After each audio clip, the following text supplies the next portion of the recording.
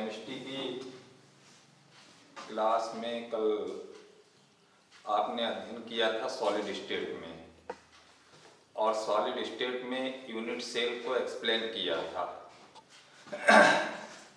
आज हम बच्चों सबसे पहले सीखेंगे कि यूनिट सेल में जो पार्टिकल्स होते हैं, कल बताया था कहाँ कहाँ पर प्रेजेंट होते हैं, तो उनकी काउंटिंग कैसे करते हैं।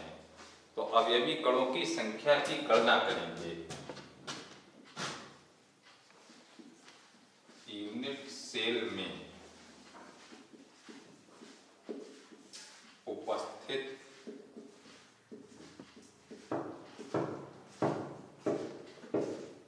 अवयवी कणों की संख्या की गणना।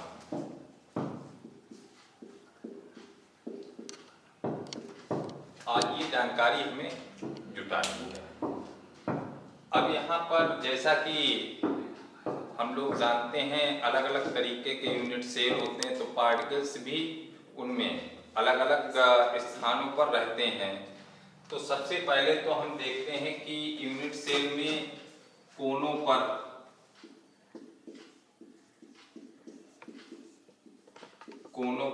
अब हम यहाँ पर कोनों की बात कर रहे हैं। जैसा कि हमने एक यूनिट सेल को एक्सप्लेन किया था, इस तरीके से यूनिट सेल होता है।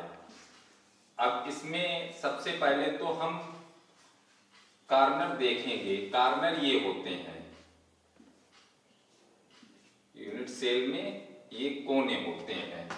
तो जनरली यहाँ पर आपके सामने जो डायग्राम दर्शाया गया है, इस डायग्राम में क्लियर हो रहा होगा कि यूनिट सेल में कितने कोने हैं। यूनिट सेल जो होती है उस यूनिट सेल में कितने कोने हैं। तो जब हम काउंटिंग करेंगे तो 1 2 3 4 5 6 7 8, तो कोनों की संख्या कितनी है यूनिट सेल में? कोनों की संख्या 8 कोने होते हैं, और हर कोने पर एक परमाणु पाया जाता है। तो 8 कोने हैं, तो परमाणु कितने हो गए? अवयवी कण या परमाणु कितने हो गए? कोनों 8। अब यहाँ पर जब क्रिस्टल जालक बनता है तो कोने पर जो परमाणु उपस्थित होते हैं, वे परमाणु अलग अलग कई यूनिट सेल के साथ में जुड़े रहते हैं, अपना योगदान निभाते हैं। तो एक कोने पर जो अवयवी परमाणु होता है वो 8 यूनिट सेल के साथ में अपना योगदान निभाता है। कितने यूनिट सेल के साथ में? 8 यूनिट सेल के साथ में। तो हर पॉइंट का पार्टिकल्स 8 यूनिट सेल के साथ में अपना योगदान क्लियर करता है। तो यहाँ पर अवयवी कणों की संख्या के लिए जो फार्मूला होता है, अवयवी कणों की संख्या के लिए 8 है, तो 8 का मतलब होता है कि पर यूनिट सेल के लिए 1/8 का योगदान रहता है। तो कितने का योगदान रहता है? 1/8 का। कितने में? 8 में। तो बराबर हो गया है 1। जब भी कोनों की बात आए तो कोनों पर जितने भी पार्टिकल्स हो, ये 8 जो लिखा हुआ है, ये पार्टिकल्स की टोटल संख्या लिखी गई है। जितने भी पार्टिकल्स हो 1/8 का योगदान रहता है। तो ठीक है बच्चों, कोने 8 हैं और कोने पर उपस्थित कणों का योगदान 1/8 का। इसके बाद में दूसरी कंडीशन यहां पर देखते हैं बच्चों, फलक के बारे में चर्चा करते हैं। फलक पर, अब फलक बताया था, फलक ये होते हैं 1 2 इस तरीके से, ये क्या है? फलक हैं। तो फलक जो प्रेजेंट होते हैं यूनिट सेल पर, तो फलकों की अगर एक यूनिट सेल में संख्या देखेंगे, फलकों की संख्या 6 होती है। 1 2 3 4 5 6 जनरली कितनी होती है? 6 होती है। अब ये आवश्यक नहीं है कि सारी जगह पर पार्टिकल्स प्रेजेंट हो। अब फलक में जो पार्टिकल्स होते हैं उनका एक दूसरे के साथ में इस तरीके से योगदान रहता है। 2 यूनिट सेल के साथ में एक पार्टिकल्स जुड़ा होता है। तो जो पार्टिकल्स यहाँ पर जुड़ा होता है वो 2 यूनिट सेल के साथ में, तो योगदान हो गया है अवयवी कण का योगदान 1/2 का। कितने का योगदान रहेगा फलकों के लिए? 1/2 का। अब कितनी फलकें हैं, कितने परमाणु हैं? तो अवयवी कणों की संख्या एक जनरली सेल में हम स्पष्ट कर रहे हैं।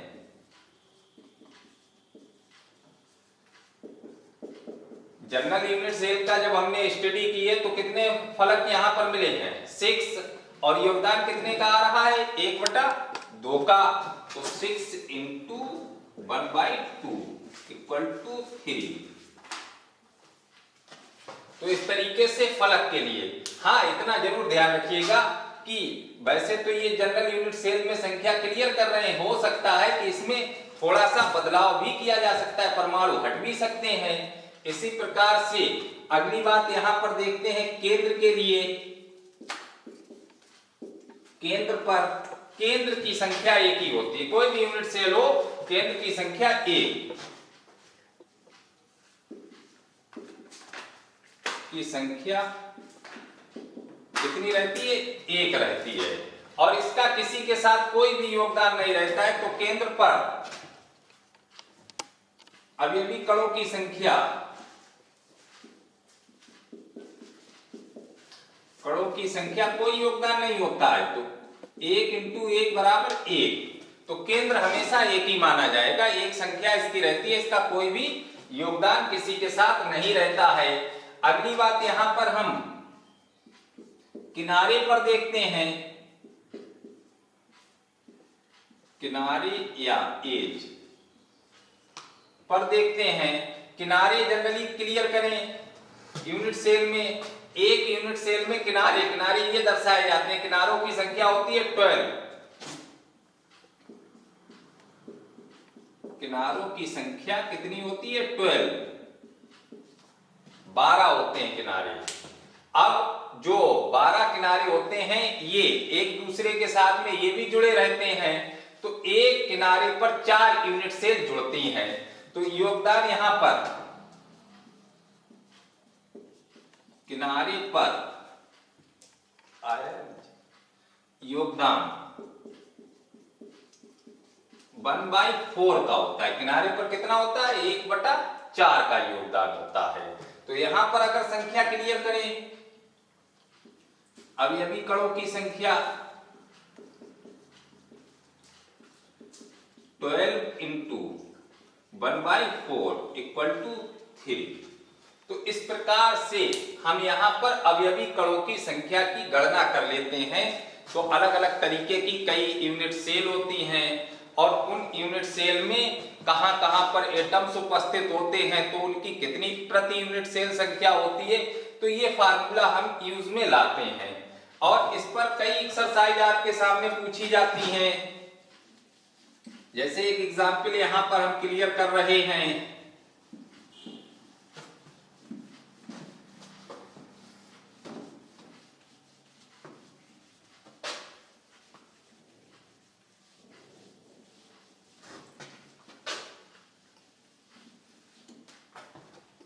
तो एक एग्जाम्पल यहां पर लेते हैं। जैसे लिखा हुआ है कि कोई क्यूबिक क्रिस्टल स्ट्रक्चर को धारण की हुई संरचना है, उस संरचना में X एक परमाणु ले लिया है, X बताया गया है, X घन के कोनों पर है। X कहां पर है? कोनों पर। किसके कोनों पर? घन के कोनों पर। इसी प्रकार से लिख दिया है Y फलकों पर है। Y कहां पर है? फलकों पर है। अब क्वेश्चन ये किया गया है कि X घन के कोनों पर है और Y फलकों पर है, तो इस घनीय क्रिस्टल का फार्मूला क्या होगा? तो हम यहां पर इस घनीय क्रिस्टल की किसकी जानकारी कर रहे हैं? फार्मूले की। अब X कहां पर है? इनके अवयवी कणों की संख्या निकालने, प्रति यूनिट सेल में X परमाणुओं की संख्या, X परमाणुओं की संख्या प्रति यूनिट सेल में यहां पर काउंट कर रहे हैं। अब जब x परमाणुओं की संख्या x कहां पर है, कोनों पर, कोने कितने बताए थे 8 और योगदान कितने का है 1/8, यही तो योगदान है, तो यहां पर हो जाएगा 1। तो x की संख्या प्रति यूनिट सेल में कितनी आई है, जो x परमाणु है उसकी संख्या प्रति यूनिट सेल कितनी बन रही है 1 बन रही है। इसी प्रकार से प्रति यूनिट सेल बाई परमाणुओं की संख्या, अब किसकी निकाल रहे हैं बाई परमाणुओं की संख्या। अब बाई देखिएगा कहां पर है, बाई बताया गया है फलकों पर है, और जब बाई फलकों पर है तो फलक जनरल यूनिट सेल में कितने माने गए 6 माने गए हैं। अब इनका योगदान कितना होता है फलक के लिए 1/2 का, तो 6 × 1/2 = 3।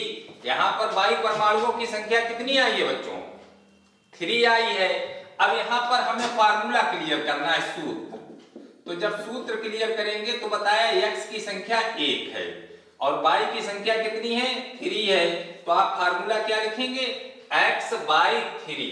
तो इस प्रकार से यहां पर किसी यौगिक के फार्मूले की जानकारी भी लग जाती है जिस तरीके से परमाणु उपस्थित होते हैं। इस तरीके की बोर्ड में बहुत सारी एक्सरसाइज पूछी जाती हैं और विभिन्न कंपटीशन जैसे आपका IIT है, नेट है, वो सॉरी मेडिकल है, इनमें भी इस सॉलिड स्टेट से जुड़ी एक एक्सरसाइज यहाँ पर जरूर पूछी जाती है। कभी कभी ऐसा भी होता है कि अभी तो हमने डायरेक्ट यहाँ पर बताया है, कभी कभी कुछ पार्टिकल्स चेंज भी कर दिए जाते हैं, कम भी कर दिए जाते हैं, तब आपसे पूछा जाता है इसका फार्मूला बताइएगा क्या होगा। जैसे यहाँ पर एक और एग्जाम्पल हम देख लेते हैं।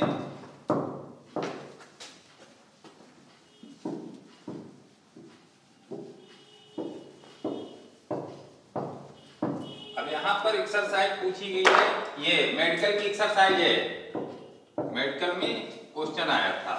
इसमें पूछा गया है कि कोई एक घनीय क्रिस्टल PQR 3 एलिमेंट से मिलकर के बना हुआ है। किससे मिलकर बना है PQ और R 3 एलिमेंट से मिलकर के बना हुआ है।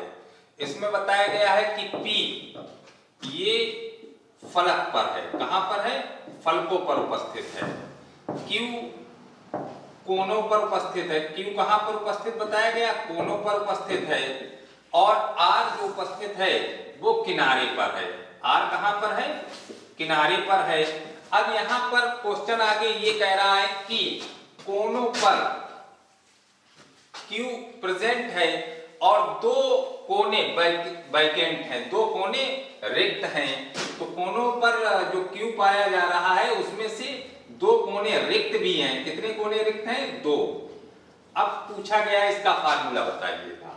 तो अब इस कंडीशन में हम जब फार्मूला क्लियर करेंगे, अब जैसे हमारे पास में P है, P की संख्या जब क्लियर करेंगे प्रति यूनिट सेल, P की संख्या प्रति यूनिट सेल। अब P में भाई कोई चेंजिंग की गई है, P में कोई चेंजिंग नहीं की गई। P कहां पर बताया गया फलकों पर बताया गया है, और जब P फलकों पर बताया गया है तो यहां पर 6 × 1/2, तो P की संख्या कितनी हो गई 3 हो गई है। इसके बाद में Q है, Q की संख्या प्रति यूनिट सेल। अब देखिएगा बच्चों, अभी हमने बताया था कि 2 कोने रिक्त भी हैं, तो इसका मतलब कोने कितने होते हैं 8 होते हैं, 8 परमाणु होते हैं, लेकिन 2 इसमें से कम हो गए हैं। तो अब कितने बचे हैं 8 - 2 इंटू योगदान कितने का रहेगा 1/8 का, 6 × 1/8, यही तो योगदान रहेगा। अब यहां पर 2 × 6, 2 × 4 8, 3/4। ठीक है, Q की संख्या कितनी आई है 3/4। इसके बाद में R की प्रति यूनिट सेल संख्या, प्रति यूनिट सेल। अब R है कहां पर किनारों पर, R कहां प्रेजेंट है किनारों पर, किनारे हैं 12 × 1/4, तो इसकी नंबर कितनी हो गई 3 हो गई है। अब हमारे पास में फार्मूला क्या बन गया है, P, सूत्र जो बना हुआ है, सूत्र क्या आया है, P3। अब Q कितना है, 3/4, Q 3/4 R3। हम इस फार्मूले को यहां पर क्लियर करेंगे कि फार्मूला P3 Q 3/4 R3। अब चूंकि जो फार्मूले क्लियर किए जाते हैं उसमें हमेशा एक पूर्णांक का यूज किया जाता है, कंप्लीट नंबर का, तो यहाँ पर कंप्लीट नंबर ना होकर के 3/4, तो ऐसी एक संख्या का गुणा कर दें जिससे कि ये भी एक पूर्ण संख्या हो जाए। तो कितने का गुणा करना पड़ेगा, 4 का। अब ये सभी में करेंगे तो हो जाएगा P3 × 4Q 3/4 × 4R 3 × 4, तो हो जाएगा P12। P कितना हो गया, 12। अब Q कितना हो गया, 4 से 4 कट गए, Q3। R कितना हो गया, 12। अब देखिएगा ये किसी पहाड़े से कट सकते हैं, यस, तो यहां पर हो जाएगा P4Q, 3 से कटे हैं, R4। क्या फार्मूला बनेगा, P4Q R4। तो इस तरीके से यूनिट सेल में हम फार्मूले को क्लियर कर लेते हैं कि किस प्रकार से फार्मूला यहां पर स्पष्ट किया जाएगा। तो ये तो आपकी जानकारी थी यूनिट सेल में अवयवी कणों की संख्या की गणना करने के बारे में। अब यहाँ पर हम आगे यूनिट सेल की स्ट्रक्चर को क्लियर करते हैं और जो अवयवी कण हैं किस तरीके से ये प्रेजेंट होते हैं। तो सबसे पहले हम यहाँ पर जानते हैं पैकिंग के बारे में, जिसे हिंदी में कहते हैं संकुलन।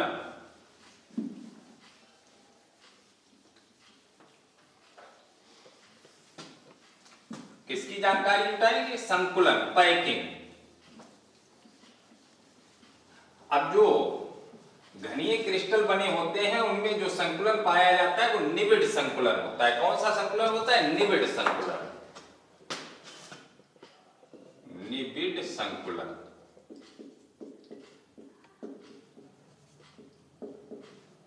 Close packing. अब ये पैकिंग क्या होती है, चूंकि जो ठोस बने होते हैं, ठोसों में पैकिंग व्यवस्था को दर्शाने के लिए इनके पार्टिकल्स को गोले मान लिए जाते हैं, ठोस गोले। और ठोस गोलों को इस प्रकार से व्यवस्थित किया जाए कि उनके बीच में कम से कम खाली स्थान रहे और एक निश्चित ज्योमेट्री प्राप्त हो जाए, तो उसे हम कहते हैं पैकिंग। जैसे कोई भी चीज हमें रखनी होती है, किसी बैग में रखते हैं तो इस तरीके से रखें ज्यादा से ज्यादा गोले आ जाएं, जगह कम रिक्त हो और एक निश्चित ज्यामिति प्राप्त हो जाए, तो वो क्या बन जाती है, पैकिंग। तो सॉलिड की जब ज्योमेट्री क्लियर की जाती है तो सॉलिड स्ट्रक्चर में ज्योमेट्री गोलों की पैकिंग से बनती है। तो पैकिंग कई तरीके की होती है, जिसमें एक पैकिंग होती है एक विमीय संकुलन। एक विमीय संकुलन। अब एक विमीय संकुलन कैसा होता है, विमा से अभिप्राय होता है दिशा से, जहां पर डायरेक्शन एक ही लाइन का हो तो एक विमीय। यहां पर गोलों को इस प्रकार से अरेंज किया जाए कि एक ही लाइन में गोले सेट होते चले जाएं, इस प्रकार से, तो इसे कहते हैं एक विमीय संकुलन। एक विमीय संकुलन में प्रत्येक गोला दो गोलों को स्पर्श करता हुआ दिखाई दे रहा है। कितने गोलों को स्पर्श कर रहा है, दो गोलों को स्पर्श कर रहा है। तो ये एक गोला जितने गोलों को छूता है वह उनकी कोऑर्डिनेशन नंबर या उपसह संयोजन संख्या होती है। क्या होती है, उपसह संयोजन संख्या या कोऑर्डिनेशन नंबर। तो कितनी होती है, 2। और 2 कोऑर्डिनेशन नंबर जिसकी होती है उसकी ज्यामिति होती है कैसी, रेखीय। तो इस टाइप की, जैसे आपने देखा होगा कि रॉड है, इसी तरीके से तार है, इनमें इस टाइप का संकुलन पाया जाता है, जो कि सॉलिड की ज्योमेट्री से अलग बात हो गई है। इसके बाद में दूसरा होता है द्विविमीय संकुलन।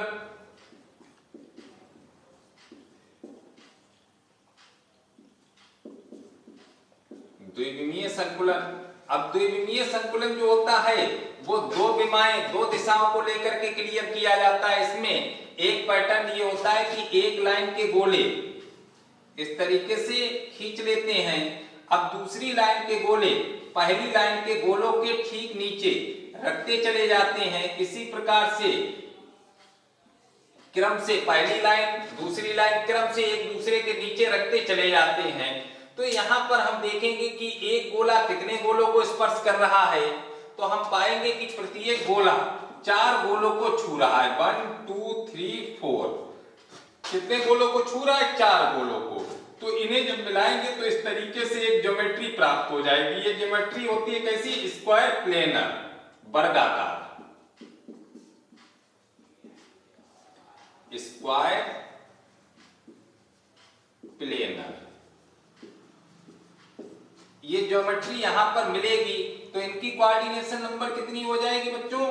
4, क्योंकि 4 गोले स्पर्श किए जा रहे हैं। इसी प्रकार से इसमें एक अरेंजमेंट और आता है कि एक लाइन के गोले यहां पर खींचते चले जाएं। अब दूसरी लाइन के गोले पहली लाइन के गोलों के बीच में जो खाली स्थान है वहां पर रखें। इस तरीके से खाली स्थान में इन्हें रखते चले जाएं। फिर पहली लाइन और तीसरी लाइन सेम कर लें, फिर दूसरी और चौथी लाइन सेम करें। तो यहां पर देखेंगे कि अब एक गोला कितने गोलों को स्पर्श करेगा। तो जब इस टाइप से देखेंगे, जैसे ये गोला है तो 1 2 3 4 5 6 गोलों को प्रत्येक गोला स्पर्श करेगा। तो इनकी कोऑर्डिनेशन नंबर कितनी हो जाएगी? 6। और ज्योमेट्री किस टाइप से प्राप्त होगी? हेक्सागोनल। किस टाइप की प्राप्त होगी? हेक्सागोनल। तो इसे एचसीपी अरेंजमेंट कहते हैं और इसे एससीपी अरेंजमेंट कहते हैं। तो ये द्विविमीय संकुलन होते हैं। इसी प्रकार से तीसरा होता है त्रिविमीय संकुलन, जो सॉलिड स्टेट में मुख्यतः यही पाया जाता है।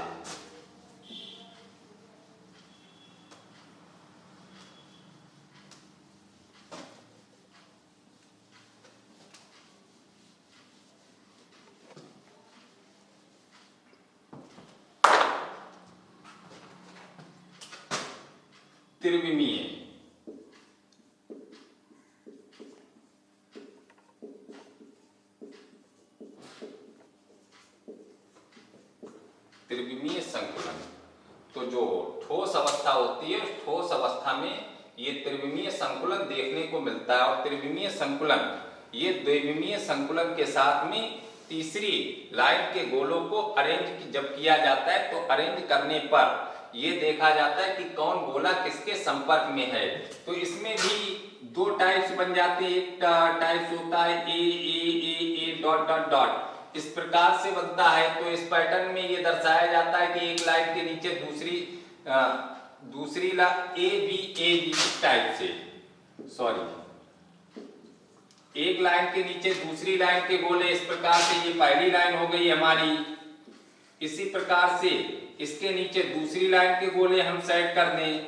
अब दूसरी लाइन के गोलों के ठीक नीचे फिर पहली लाइन के गोले सेट करें इस प्रकार से, फिर दूसरी लाइन के गोले सेट करें। तो ये जो अरेंजमेंट यहाँ पर बनता चला जाता है, ये अरेंजमेंट आपका कहलाता है ए बी टाइप का। इसी प्रकार से एक और होता है ए बी सी, तीसरी लाइन का भी यूज कर लिया जाता है ए बी सी। इस प्रकार से एक पैटर्न यहाँ पर प्राप्त हो जाता है। तो ये जो पैटर्न यहाँ पर प्राप्त होता है, 3 परतों के गोले, पहली लाइन के गोले, इसके बाद में दूसरी लाइन के गोले, फिर इसके बाद में तीसरी लाइन के गोले। तो ये अलग अलग अरेंजमेंट करते चले जाते हैं। तो इनके बीच में जो पैटर्न यहाँ पर प्राप्त होता है वो ए बी सी इस टाइप का पैटर्न प्राप्त हो जाता है। तो ये संकुलन का अरेंजमेंट होता है जिससे सॉलिड की यहाँ पर ज्यामिति को स्पष्ट कर लिया जाता है। तो ये बच्चों संकुलन है। तो संकुलन के बारे में जो भी आपको डाउट आता है कि संकुलन में किस तरीके से हम देखेंगे, वो आप यहाँ पर अध्ययन गुरु क्लासेस की सहायता से आप जानकारी जुटा सकते हैं और इसके नोट्स भी लगातार आपके पास में प्रेजेंट रहेंगे। अब जो हमने संकुलन यहाँ पर देखा है, तो संकुलन क्रिया में आगे जब गोलों को सेट करते हैं तो आपको ये लग रहा होगा कि बीच बीच में कुछ स्पेस भी आ रहा है, कुछ जगह खाली पड़ रही है। अब जो जगह खाली पड़ रही है उसे रिक्तिका या वैकेंसीज के नाम से जाना जाता है। किसके नाम से जाना जाता है? रिक्तिका या वैकेंसीज। वैकेंसीज।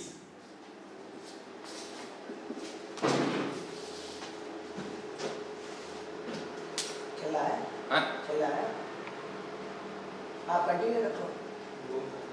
तो रिक्तिकाएं क्या होती हैं, इन्हें कैसे देखा जाता है? रिक्तिका का मतलब होता है कि जब गोलों को एक दूसरे के साथ सेट करते हैं तो उनके बीच में जो स्थान खाली रह जाता है उसे रिक्तिका कहते हैं।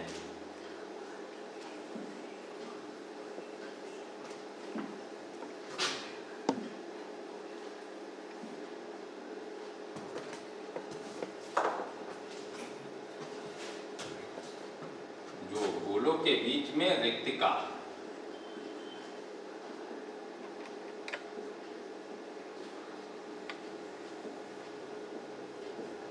अब जैसे यहां पर हम ये गोले रखते हैं, अब इनके बीच में ये जगह खाली हो गई तो इस जगह को क्या कहेंगे बच्चों?